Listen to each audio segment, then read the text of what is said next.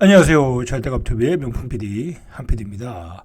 자, 요즘 우리에게 가장 위협적인 것은 러시아와 중국과 일본이 단단하게 결속을 하고 있다. 자, 그게 문제가 되는 거예요. 자, 그게 왜 문제가 되냐면 무기 기술이 미국 고첨단 무기 기술, 특히 위성 관련 기술이 러시아에서 북한으로 넘어가고 있다라는 것이고, 실제로 북한이 이 위성을 쏘아 올려서 성공도 하고 탄도미사일도 계속 발사해서 뭐 나름대로 성공했다고 그러고 알 수는 없지만, 자, 그렇게 되고 있고, 그리고 국제 정세가 지금 나토 사무총장이 이야기한 것처럼 제2의 우크라이나 전쟁은 대만에서 일어날 수 있다라고 강력하게 경고를 하고 있고, 그게 뭐 한두 번 경고하는 것도 아니고 실제로 가능성이 높아지고 있고, 뭐 러시아보다는 중국이 더 큰 위협이라고 그러잖아요.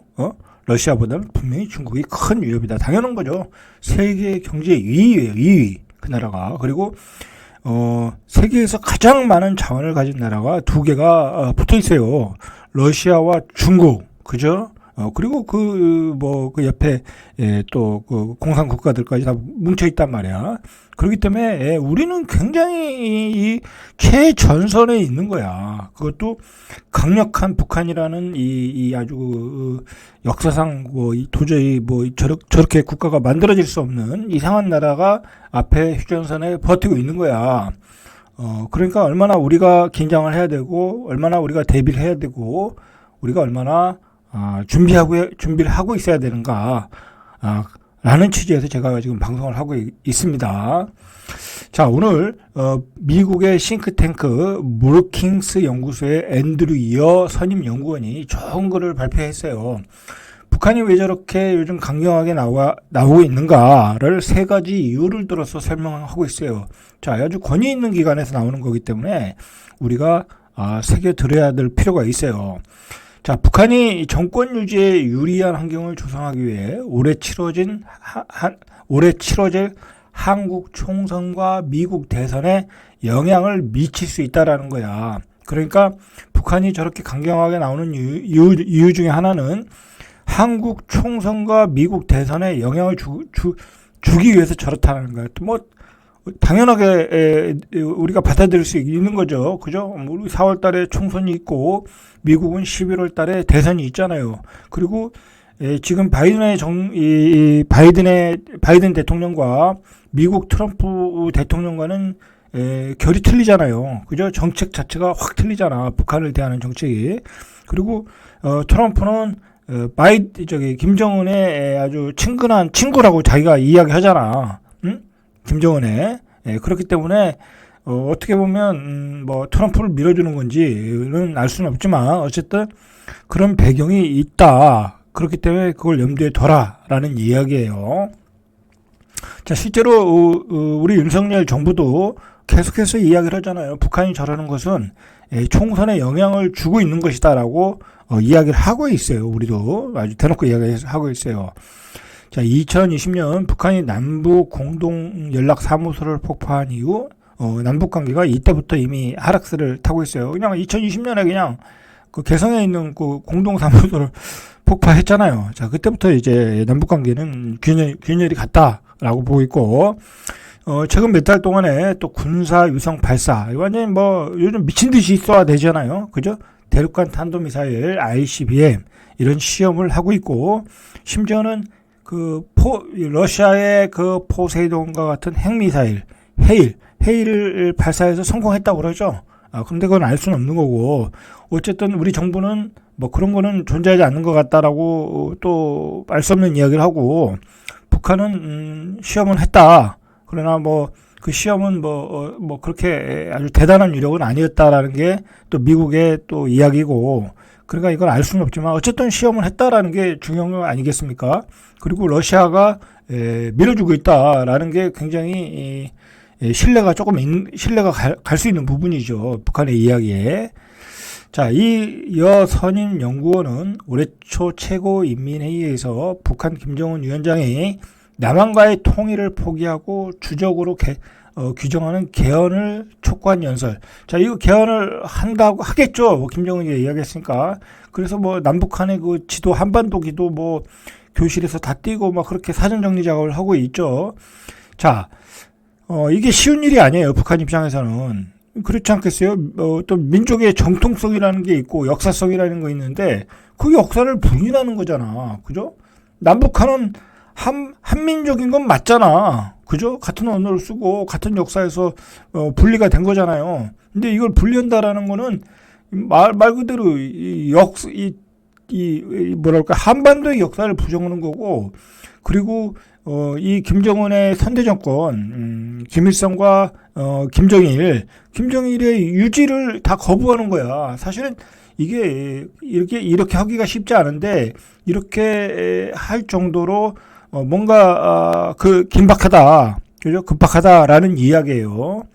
그래서 이러한 조치는 선대 정권이 유지해온 통일에 대한 서사 해체하고 한국을 외국으로 재정립함으로써 향후 한국에 대한 공격을 합법화하는 데 도움이 된다는 설명이다. 그렇죠. 이건 뭐 남한을 뭐 대한민국으로 규정하고 남조선이라고 안 하고,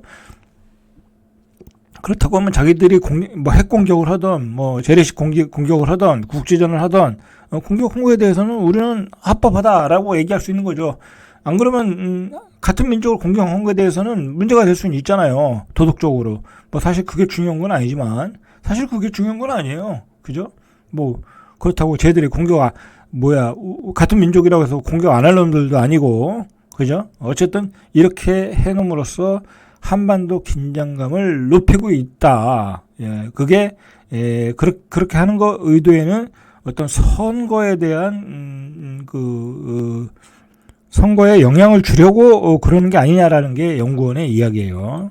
자, 북한은 사실 이렇게 군사적 긴장을 고조하고 있어요. 실제로 북한은 지난해에도 5개의 ICBM과 수십 개의 단거리, 중거리 미사일을 시험했고, 그리고 러시아의 지원을 받아 군사 정찰 유성 발사에 성공했고, 또 지난 5년 동안 다양한 무력 도발로 3천여 차례 걸쳐 포괄적 군사 합의 CMA를 위반하고 무력화시켰어요. 그리고 지난 1월 5일에는 북방 한계선 NLL을 향해 수백 발의 포탄을 발사함으로써 서해안 일대 군사적 긴장을 고조시키고 있어요. 지금 조만간 조그마한 국지전도 일어나지 않겠냐라는 게 또 우리 또 전문가들의 예상이잖아요. 선거철 되면 조심해야죠. 자, 가장 위협적인 건 역시 이 여선임 연구원도 이 러시아, 중국, 북한의 결속이에요. 사실은 중국의 입장에서는 러시아 입장은 좀 틀릴 것 같고, 러시아가 뭐 한반도를 먹는다, 뭐 그렇게까지는 아닐 수 있고, 중국은 이 한반도를 언제든지 먹어야 된다라는 그런 민족이잖아요. 그러니까 사실은 중국 입장에서는 북한이 너무 첨단 무기, 그죠? 그리고 중국은 싫어할 거라고, 북한이 첨단 무기를 갖고 군사 강국이 되고 핵을 뭐 마음대로 쏠 수 있고 그러면 중국을 유사시에 먹을 수가 없잖아. 그러니까 중국은 싫어한다고 사실은. 그죠? 그러니까 미국의 그 샬리번이 그 안보 담당이죠. 안보 담당하고 왕이 외교부장하고 싱가포르에서 만나서 이야기했잖아. 야, 북한 쟤네 좀 달래라. 그러니까 어떻게 보면 미국 입장에서는 중국이 채널이 되는 거야. 러시아는 저거 통제가 안 되는 나라고, 야, 니들이 가서 좀 달래라. 왜냐면 중국은 북한을 좀 자제하고 억제시킬 필요가 있거든. 나중에 어떻게 잡아먹어야 되는 나라니까, 중국의 입장에서는. 그렇기 때문에 지금 미국 입장에서는 중국을 자꾸 지금 좀 긴장 완화를 시켜보려고 하는 의도가 있어요.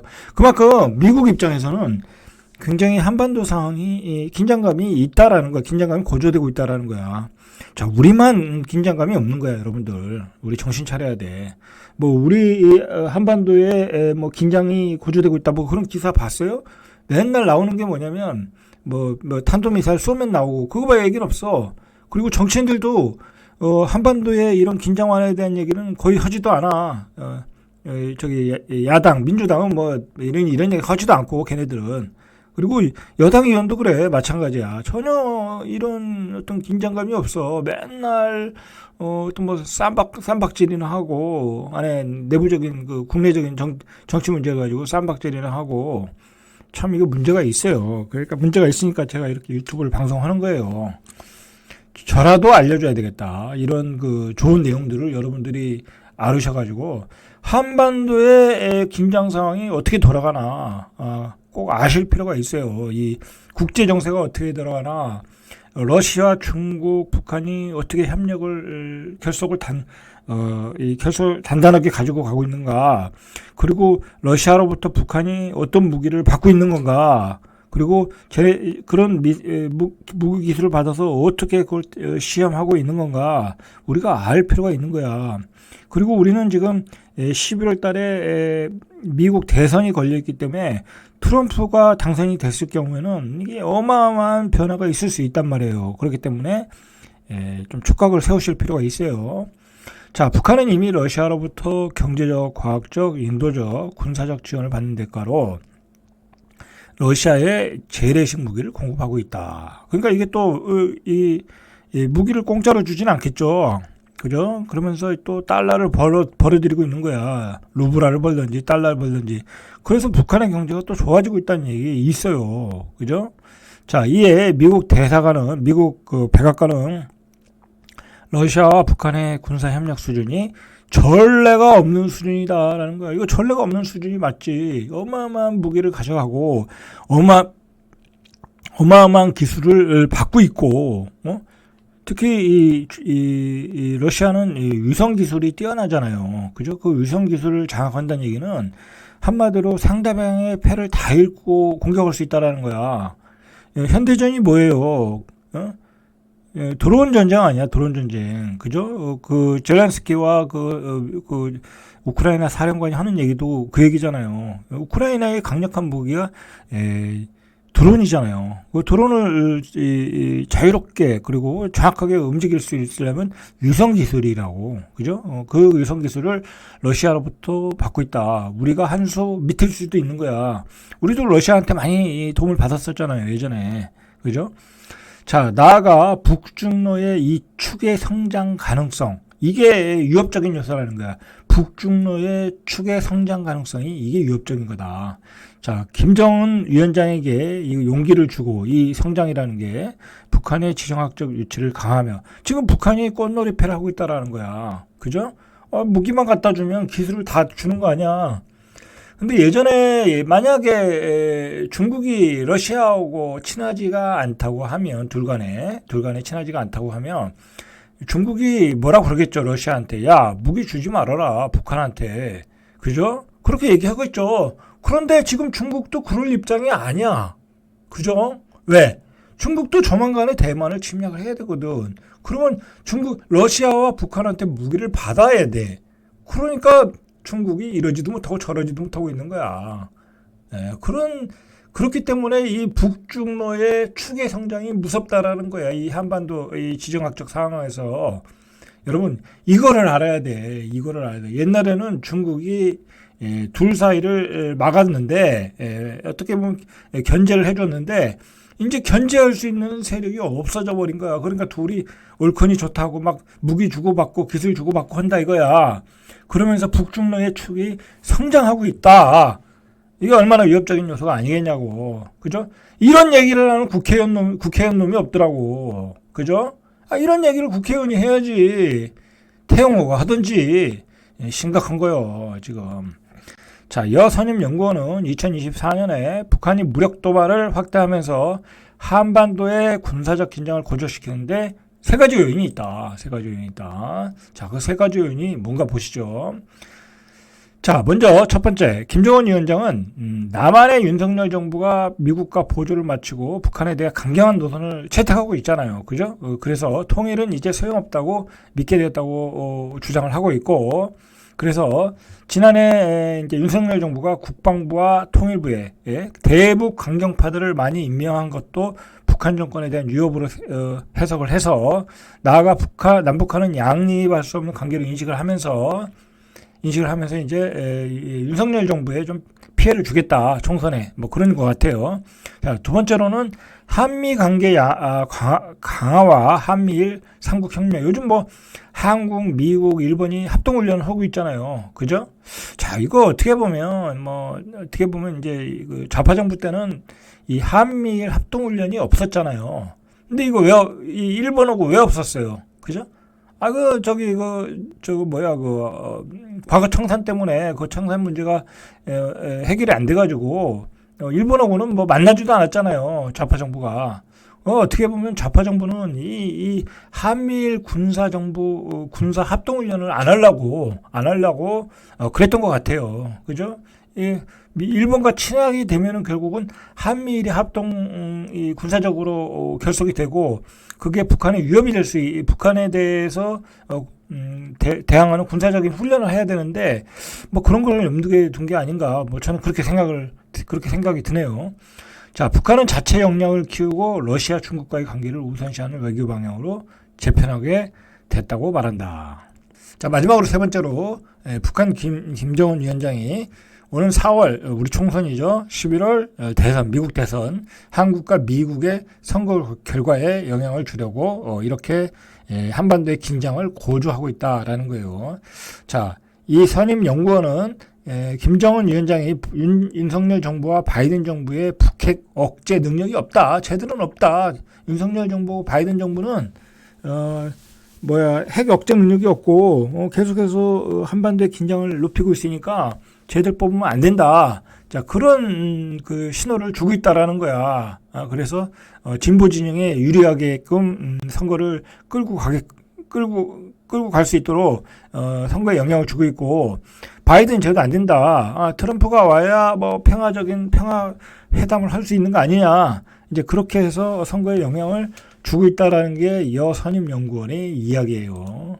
자, 여선임 연구원은 호전적인 북한이 한미 양국의 선거에 대한 영향력이 보다 커질 것을 우려를 하고 있다라는 거야. 이 북한에서도, 미국의 싱크탱크에서도 이렇게 보고 있는 거야.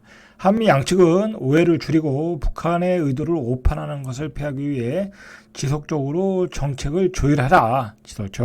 미국은 한국, 일본과 함께 합동 군사훈련을 해서 대북 억제력을 강화해야 된다. 라는 거예요. 지금 러시아, 중국, 일본의 축이 성장하고 있다.